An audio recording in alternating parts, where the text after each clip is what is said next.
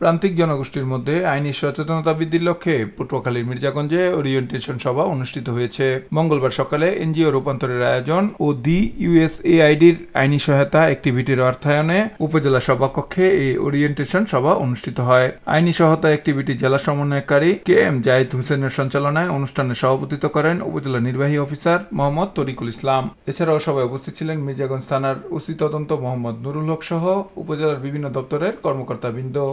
অনেক খরচ, এই সামর্থ্য স্যার আমাদের নাই, ঠিক আছে। ফলে কিন্তু সেই মানুষটা আমাদের আইনগত সহায়তা থেকে বঞ্চিত হয়, ঠিক আছে। কারণ সে জানে না, তারপর আবার কোথায় যেতে হবে এটাও সে জানে না। সুতরাং আমরা আমাদের চেয়ারম্যান সাহেবরা তারা হলো যে গ্রাম আদালতের মাধ্যমে কিন্তু অনেক বিষয় তাদের সমাধান করার সুযোগ আছে এবং আইনগত ভিত্তি সেটি আছে, তারা সেটি করে।